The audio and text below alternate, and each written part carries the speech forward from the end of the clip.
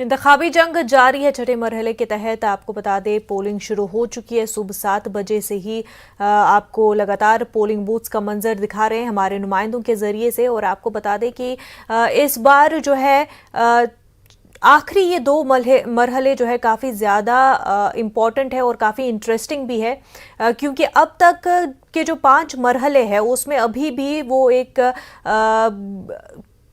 Mysterious factor बरकरार है कि कौन सी पार्टी आगे है। अभी तक वो जो पार्टियों के हवाले से कहा जाता है कि आखिरी फेज आते आते एक पर्दा उठना शुरू हो जाता है, लेकिन वो पर्दा उठना अभी शुरू नहीं हुआ है। तो यूपी इलेक्शन में वो कहते हैं कि क्रिकेट मैच की तरह लास्ट के ओवर तक वो सस्पेंस बरकरार है। तो बिल्कुल वैसा ही कुछ देखने को मिल रहा है यूपी के इलेक्शंस में। आखिरी मरहला आते आते तक जो है वो सस्पेंस बरकरार है और कौन सी पार्टी आगे है।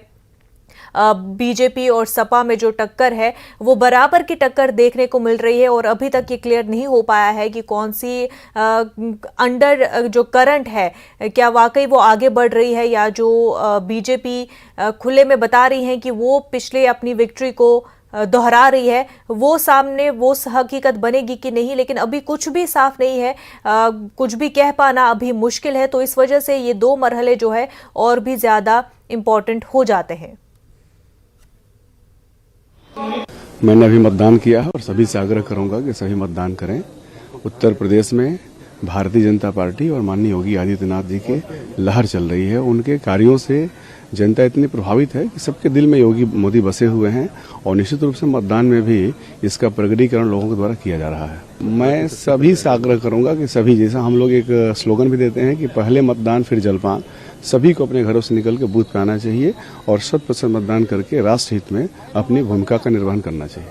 यहाँ पे बिजली की समस्या है, यहाँ पे जितनी भी तार है, पोल है, पे स्ट्रीट लाइट बहुत खराब है, पूरा तार जर्जर हो चुका है। यहाँ पे सफाई की व्यवस्था नहीं है सही से।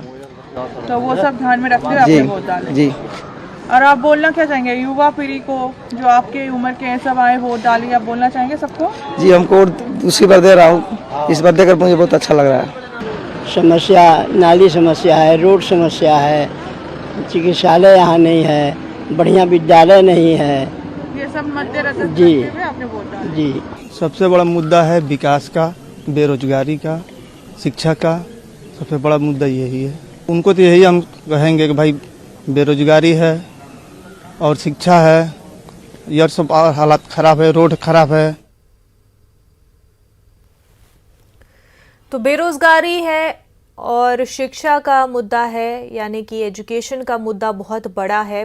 और बेरोजगारी सबसे ऊपर, क्योंकि बेरोजगारी काफी बढ़ गई है। अगर हम बात करें कि जीडीपी की, तो एवरेज जो नेशनल जीडीपी है उससे भी आधी हो चुकी है यूपी की जीडीपी। हालांकि ये दावे जो है काफ़ी किए जा रहे हैं, ख़ास तौर से योगी सरकार की जानिब से, कि किस तरह से जो इकोनॉमिक सिचुएशन है यूपी की वो बेहतर की गई है, लेकिन बेहतर नहीं हुई है। अगर हम डेटा देखें तो काफ़ी ख़राब हो गई है।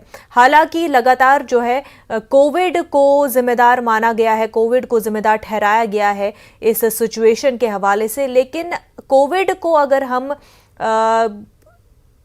कहीं ना कहीं एक फैक्टर मान भी लेते हैं, लेकिन उसके अलावा उससे पहले के 2-3 साल भी अगर हम देख लें तो जीडीपी तब से ही गिरना शुरू हो चुकी थी यूपी की।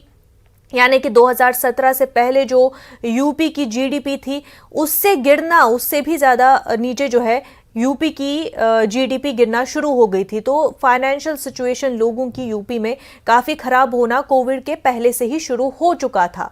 जो इंडस्ट्रियल सेक्टर है, टेक्सटाइल इंडस्ट्रीज़ है, उनकी हालत ख़राब होना पहले ही शुरू हो चुका था। कई इस तरह के लॉज जो सामने आए, चाहे हमने स्लॉटर हाउस के हवाले से देखा हो या कई ऐसी स्कीम्स जो हमने देखी थी, जो लॉज लाए गए वो ऐसा लगा कि एक इमीडिएट एक्शन के तौर पर लाए गए, उसके कॉन्सिक्वेंसेस क्या होंगे और लोगों के रोजमर्रा की जिंदगी पर उसका क्या असर होगा, फाइनेंशियल सिचुएशन पर क्या असर होगा, उस पर ऐसा लगा कि मानो सरकार ने उस पर सही से गौरफिक्र नहीं किया हो और उसके नतीजे अब सामने देखने को मिल रहे हैं और लोगों को भुगतने पड़ रहे हैं। एक छोटा सा ब्रेक लेंगे, जल्द होंगे हाजिर।